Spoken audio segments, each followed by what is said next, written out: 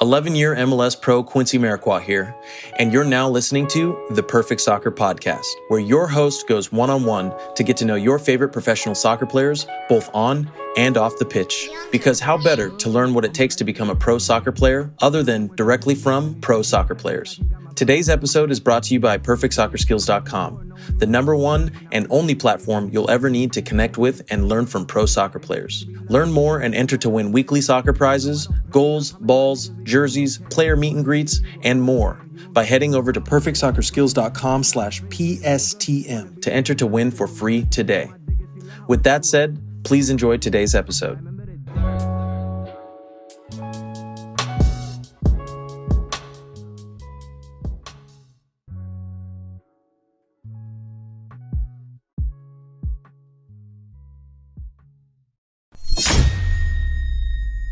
What's up, everybody? Welcome back to another episode of the Perfect Soccer Podcast. Our special guest today is Chelsee Washington. Chelsee, how's it going? I'm great. How are you, Paul? I'm good. I appreciate you coming on.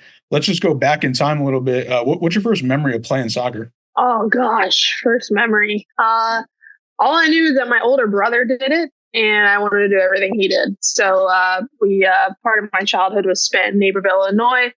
My mom signed me up for our church league. I was on a team with all boys. And I just remember falling in love with it and scoring a goal and sliding in the mud, and just I think my mom knew from that moment, like, here we go. And definitely got ready for the ride. So awesome. Yeah, for sure. And then you went to high school in Texas, right? I did. Yeah. Born and raised in Dallas, right outside of Dallas in Carrollton. So my high school is Hebron High School. I went to. Gotcha. And then, what was that like? What was your, like, I guess your youth career, like high school? And like the club teams you played for? Yeah, I was super competitive. From a young age, I was definitely in that youth specialization of sport, like at the heightened, I'd say, peak of that. Yeah, no, it was super competitive. I played for a couple of different clubs across Dallas, and for those that don't know, and if you don't know, Dallas is a very competitive sports market in general, but definitely when it comes to soccer. So I definitely juggled between club season and then stopping that for a couple months to play high school, and then going back to the club, and just kind of all year round. So high school in particular was super awesome because we won the first and still only state championship for girls soccer there my sophomore year. So that was a very cool experience. We're actually coming up on like the 10-year anniversary of that. Makes me feel old, but yeah, super great memories for sure. Yeah, that's dope. And when did you start getting like offers for college? I had a pretty unique journey into college, I would say. I was definitely a late one, I think. I had a lot of teammates. I was playing on my club team, and the midfielders next to me were committed to places like, University of Texas. Our forwards going to Stanford. And for a long time, I just felt like I wasn't getting my call. And that came with, a lot of frustration. But I ended up changing clubs in the middle of high school, which for, young club soccer players can be kind of a scary thing because you're transitioning to a new coach right in the middle of like college, offering season. So took that leap of faith and switched clubs. And the club I was with prior, I'd been with for years. And, I came across the school I went to right before my senior year in high school, which again is pretty late. I thought I had a Florida school lined up, ended up pulling the rug out from underneath me when I thought it was going to be my time to commit. They said, I think we're going to go a different direction, and broke my heart. So I ended up, again, coming across the school I actually ended up at right before my senior year. Took one visit. It was up in a tiny town in Ohio. Coming from Dallas, I was like, I don't know. Let's just try it out. It's really my only Division I offer at this point. And I took it, and super grateful for it. And I would not change it for the world, but it was definitely terrifying in the moment. Yeah, that's crazy. I was just going to ask you, was Bowling Green your only Division I offer? Yeah. In a nutshell, I had a couple others that were like, it was a prettier walk-on, pretty much, I would say. Like, it was like, you can come here, but we don't have any money left. And, with my family situation at the time, it wasn't a fit. So for Bowling Green, it was definitely too good of an offer to pass up at that time in the college recruiting process. So I just jumped at it. And my mom was a little like, "Are you sure?" And a lot of girls, this is like a thing that young soccer players have to fight in Dallas. Is like, I guess it's pretty notorious for Texas, at least female athletes, to want to come back home. Mm-hmm. And I always looked everywhere outside of Texas. I knew I was independent enough to do that. And so that definitely bit me in the butt in some of the college recruiting processes with some schools. But yeah, I would say Bowling Green was probably the most substantial one that I got at that time. Yeah, for sure. And then overall, what was your experience like at Bowling Green on and off the pitch? I definitely credit a lot of like my personal growth, and just I went through a lot off the field. I actually credit a lot of my athletic success to what was happening personally with me. I was going through a transitional time where, I was really starting to come to terms with my sexuality. And I only mention that because that was such a catalyst for me athletically, because, I was navigating some things, in my personal life that I really felt like were affecting me on the field. And once I kind of came to terms with that and understood what my life was going to look like and embraced that and stepped into this newer version of myself, it only translated on the field. So then I, from my sophomore year, I'd say, and again, I didn't have the best first 2 years of Bowling Green. I wasn't getting a lot of playing time. I was far from home. I thought that, all my teammates back from Texas were at like Stanford and whatever. Like, why am I not playing at Bowling Green? Like, what's happening? So I was pretty unhappy. And I went through a pretty, I don't even know what I would really call it, but that off season between sophomore year and junior year is when I just decided that I wanted better. I wanted to be better. I wanted to prove everyone wrong. And I really just put my head down and did the work. And at the same time, I was going through that transitional process that I mentioned. So I came back my junior year and had a pretty great season, followed that with my senior season. But I would just say in a nutshell, again, I wouldn't change it for the world. It was a tiny town in Ohio, but, the relationships and the people that I met in that experience and chapter of my life was awesome. And I only look back at it with a lot of like pride and happy that it happened, Yeah, for sure. And you're being super humble because you were the offensive player of the year, I believe, in your senior year. So that's awesome. And then you guys won 2 regular season titles and 2 MAC titles or tournament titles as well. Yeah, we did. That was kind of a crazy transition. I walked in my freshman year. We had 3 wins. And that was definitely contributing to my homesickness, my overall, like, what on earth am I doing here? We don't even win, and I'm this far from home, and it's cold.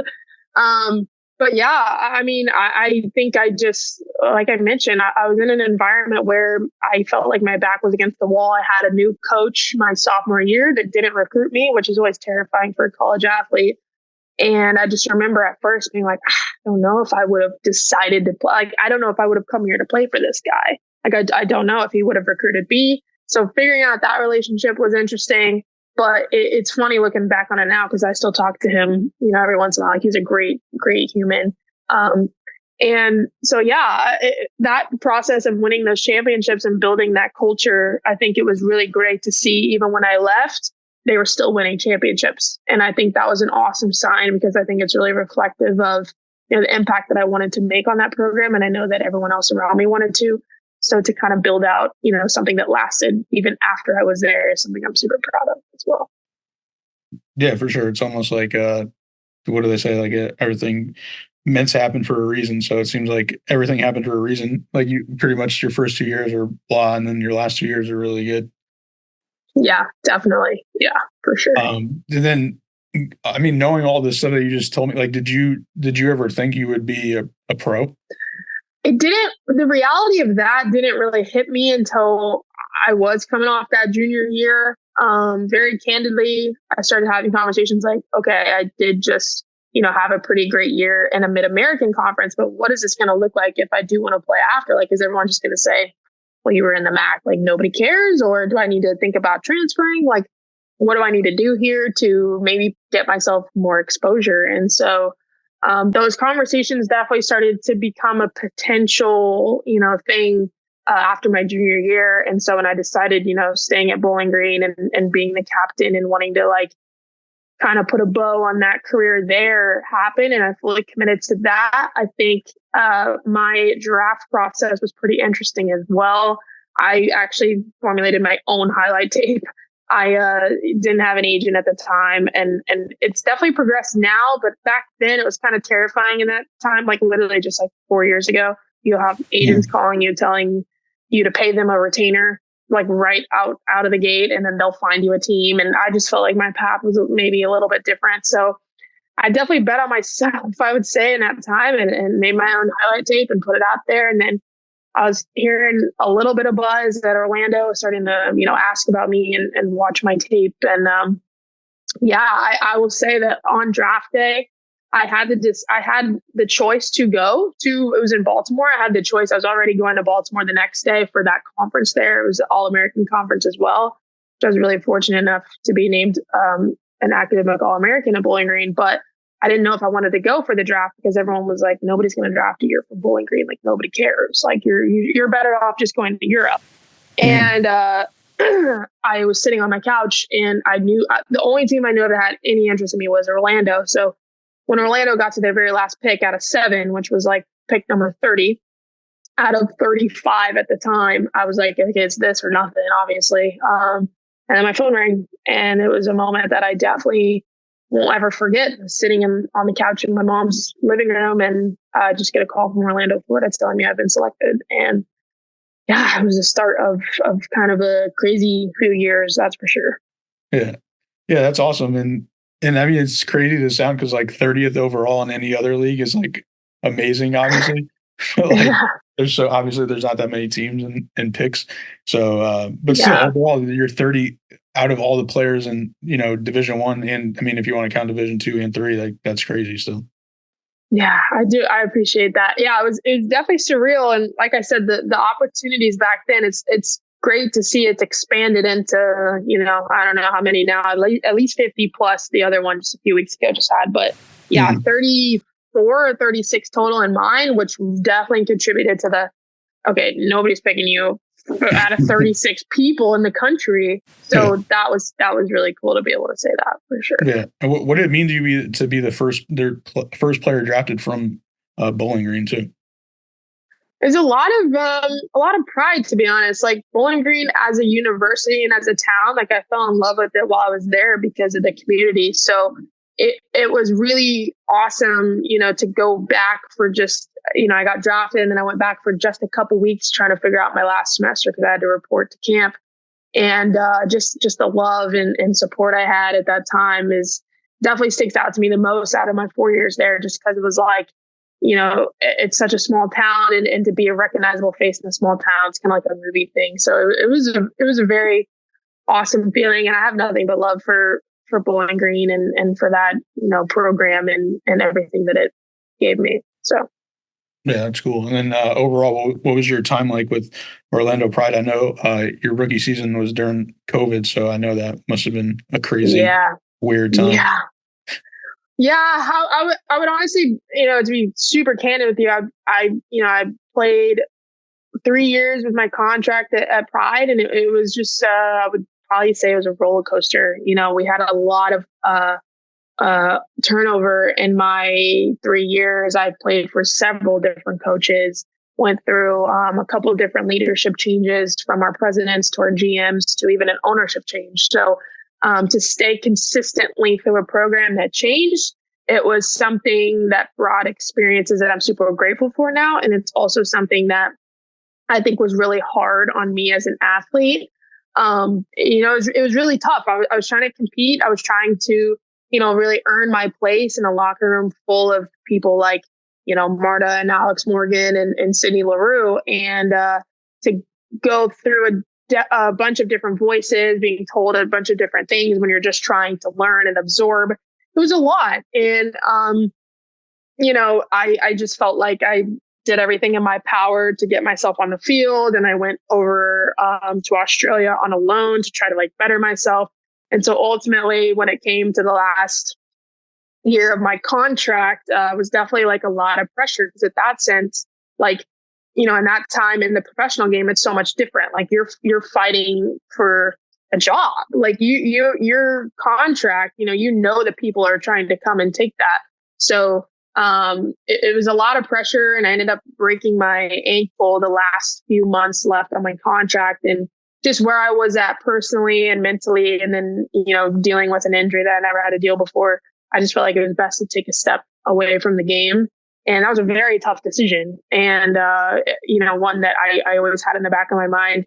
It's just a temporary thing. We'll just see how it goes. But I think it was the best decision that I could have made. And if there's been anything I've been a really big advocate for, any former players or current players or people that have reached out to me afterwards, it's been like, as soon as you're doing something and it might bring you happiness in one way of your life, but you're doing something and you're continuing to do that for the sake of doing it, and it doesn't bring you that same happiness, like you have to be able to realize that and kind of check in with yourself and see, is this still the best thing for me, or is it taking more away from me than I originally anticipated? So that's kind of where I got to and ended up taking a step away. But I've been really grateful for my time away from the game as well. Enjoy learning what it takes to become a better player from professional soccer players? Well, how would you like to work with professional players one-on-one? Now you can with Be Pro by Perfect Soccer. Head over to perfectsoccerskills.com/BEPRO to apply to work with our network of pro players today. Yeah, for sure. So then tell me how you got to the point where you retired, and like what are you up to now? Yeah, so that injury happened, and I had a lot of conversations with my family, my friends, and I know you see a lot of like athletes want to make a whole big deal about retiring, and it's been an interesting ride for me just because I don't think I've ever really like closed that door completely. I've always left it within myself to say, if there was an opportunity that came again that made sense, that added value to my life, I would consider that. But for the time being, I'm really happy with what I'm doing, and I'm really grateful for the new industry I've stepped into. So once my contract was up with Orlando, I moved over to Tampa with nothing lined up. My partner and I just love Tampa, so we moved over here, and I luckily fell into a position in the sports banking industry. So I now work for a sports M&A firm, and we essentially buy and sell pro sports teams. So we pair investors with sports related opportunities, and that can mean a lot of different things. But just to the general public, how we kind of pitched it is that with ownership groups and major league minority owners, and like you have NBA, NFL, NHL, MLS. They have minority owners in their groups, and we work within the market to kind of buy and sell those pieces of teams. So it's a very confidential, quiet process, but we work with a lot of owners who hire us who want to sell their pieces, and we find them investors to buy them. Or we also work with just really high net worth individuals who hire us that have the capital, don't have the time to put their money into sports. And so it's been really interesting learning about this side of the field, on the sports business side, but I've definitely fallen in love with this side of it, and it's been awesome. And, there's definitely been, my network has been growing, and the people I've been connecting with has been awesome. So I'm definitely super into this industry right now. It's awesome. Yeah, that's dope. I know sometimes like it could be hard for people too to transition out of sports. Yeah. And I mean, you're staying in sports, but in sports business. So it's cool to hear and see. These next questions are some Quincy questions. I'm gonna give you options to answer them in a business way or a soccer way, since you're in your post career. So what do you think the most important quality or skill made you successful either as a pro or now in business? I would say this probably goes for both, and it might sound a little cliche, but discipline for sure. I think that I've just, coming out of being, and I was actually just speaking with a former athlete about this the other day, is when you are as an athlete and you're, so used to operating in a high performance environment, you're around high performing individuals that just think like you and do things, and they don't question, waking up at 6 a.m. and doing that workout. Like, you don't really have an option to do it. When you get into the workforce and you start to talk to like everyday people, you start to see like, wow, that's just not like just a common trait with a lot of people. Like, that's a special thing. So that's been really cool to see how that transitions into my job now, and just, again, everyday life of just having that discipline. And, maybe now that I have like an office job per se, still making myself get up at 6 a.m. to do that workout because I know that I'll thank myself later for it. So discipline has been a huge one for me. Yeah, definitely. It's going to be more soccer related. What's the biggest mistake you think pro players are making? Ooh. I would say one thing that I was fortunate to do, and I only played 3 years, but this was something I was really highly concentrated on at the time. Not really allowing themselves the headspace to contemplate the after. I think that when you're in it, you want to be like so in it, which is great. But at the same time, there's going to be, a day where you're going to have to hang up the boots, the cleats, whatever your sport is. And the earlier you can kind of like start to cope with that, the better. The earlier that you can start to, really accept that, I think it's better. I think the athletes that are thrown into a life of, oh my God, what now? And they've never known themselves outside of their identity as an athlete, they struggle. And that comes with a lot of like internal conflict. And that's something that I've always kind of, had this innate entrepreneurial mindset where even when I was playing, I always wanted to do other things and fill my brain with other things. And what does this mean? And how can I get involved in this? So I definitely think, females might see that as a little bit easier just because we've always had such limited opportunities anyway, that people have always kind of been like, you can be a pro athlete, but, there's not a lot of opportunities. So make sure you're thinking about, this as well. Whereas I feel like on the men's side, that's that or nothing. And they haven't really thought about, anything else. And so I would say, being able to have that awareness and be able to, separate your identity from your sport. Yeah, for sure. What advice would you give a young player?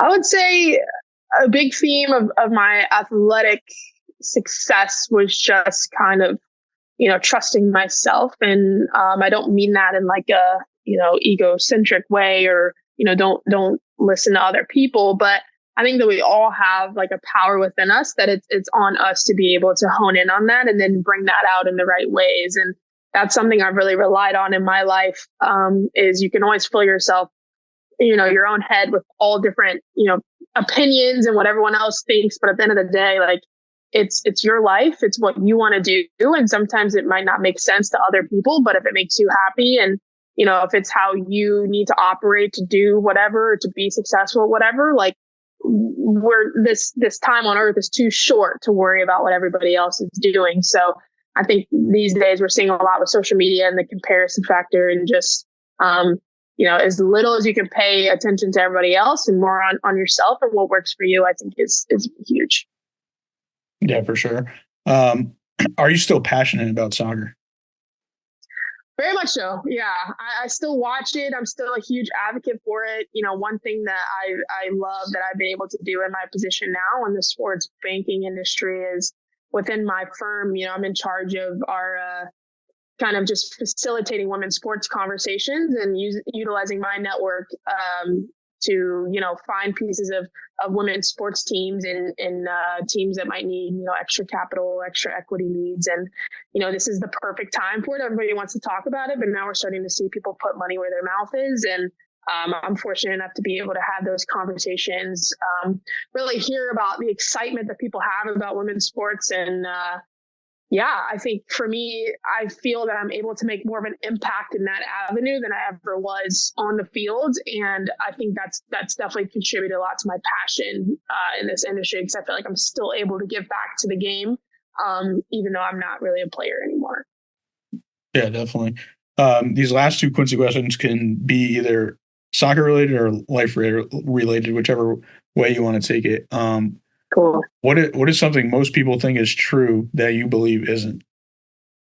Ooh. Yeah, these ones. That is a good one. Most people think it's true, but I don't. Oh, that's tough.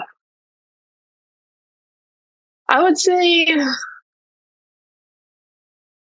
well, I guess the most recent thing, like the first thing to come to my head with this is that, like, I think that people are starting to believe because of this, I would definitely say TikTok probably contributes to this the most, but people think that there's like this new like shortcut to like fame or fortune or success. Like people are seeing like, oh, here's my highway. Let me just make TikToks. And it does work. Don't get me wrong. Like it works for some people, but it does give off this negative, connotation of like, oh, success is just like a few clicks away. It's a few, this is going to bring me happiness. And I think that so many people are seeing this work for a few individuals. And because it's just a few individuals, but they're like us as consumers, we see it as like the norm. Then I think a lot of people are starting to believe this false narrative of like, oh, it's just that. That's all I have to do. And I think for me, only being, 26, I'm finding that when I'm in conversations with like 19-year-olds, I'm like, oh my God, why are you making me feel like I'm in my 40s when I'm just like 7 years older than you? But they just have this totally different way of kind of perceiving, maybe what success actually means and what it actually looks like, and that it is really mundane, that it is really day-to-day crap that you don't want to do to get to this position. I would say that that's kind of a false thing. And I wouldn't say like everybody believes it, and I don't, but I do think there's a good amount of people out there that have this false idea about it. And it's frustrating, I think, to see for sure. Yeah.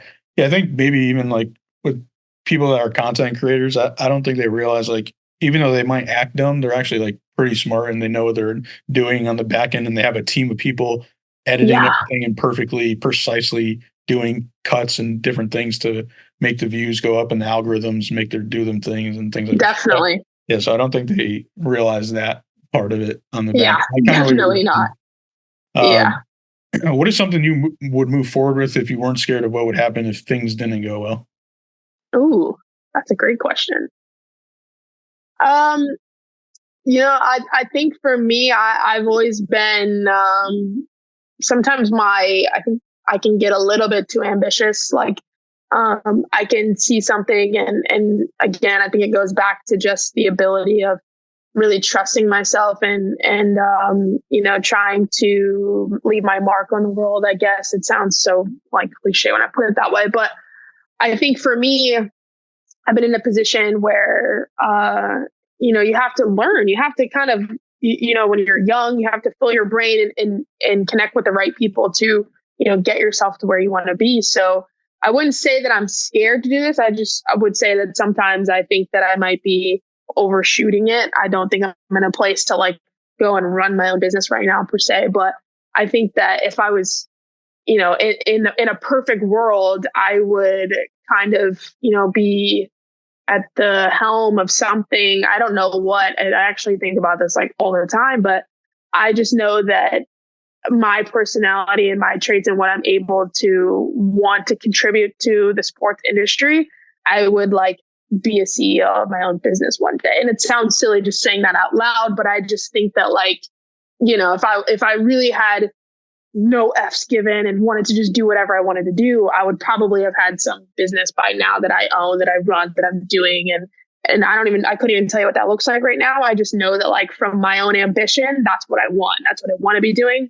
But in reality, like I just stepped into this new industry. I mean, I've just transitioned from being an athlete my whole life. Like I have a lot to learn. And, but I think that if I wasn't terrified, if I thought I knew everything, that's probably something I would do way too prematurely. But yeah. Yeah, no, that makes sense. I feel like that's what a lot of people kind of say for that answer. Yeah. All right, ready for a couple of fun questions? Let's do it. All right, Messi or Ronaldo? Messi.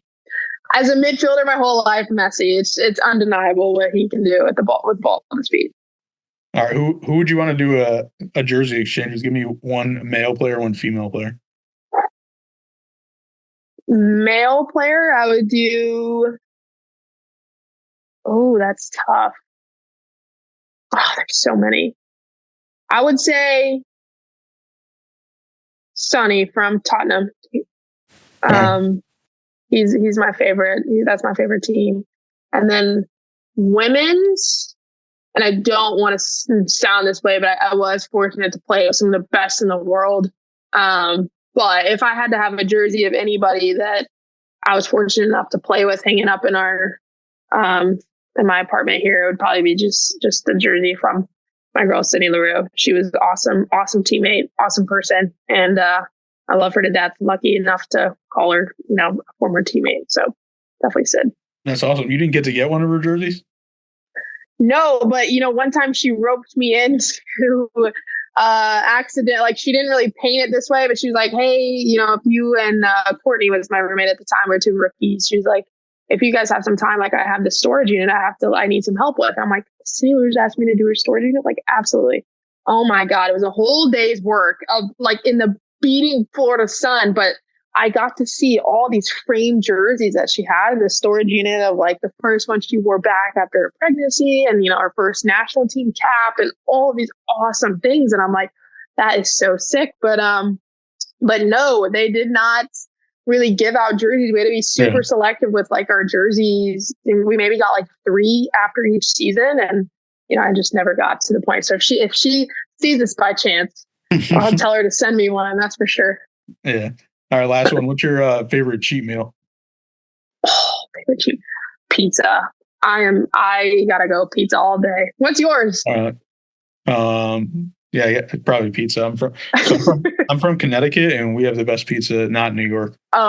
You guys have the best pizza. You can look it up. I don't think I've had Connecticut it's pizza a fact, before. though. You can look it up.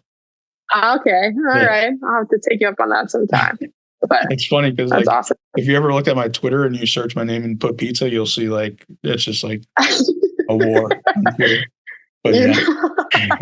That is so funny. Yeah, that's awesome. Well, I appreciate you coming on, and could you let the listeners know where they can follow you on social media? Yeah, I appreciate that. So I'm on Instagram. I think it's Chelsee_Washington. I should know that. And then I have a Twitter I'm not too active on, but those are probably my 2 biggest platforms. So. Quincy Amarikwa here, and thanks again for listening. If you enjoyed today's episode, please be sure to share it with someone you feel will get some value from it.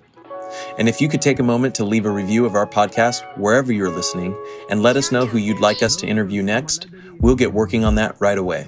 You can listen to this full episode and more at perfectsoccerskills.com/radio.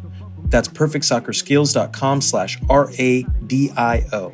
You can also enter to win free weekly soccer prizes, goals, balls, jerseys, player meet and greets, and more by heading over to perfectsoccerskills.com/PSTM to enter to win for free today.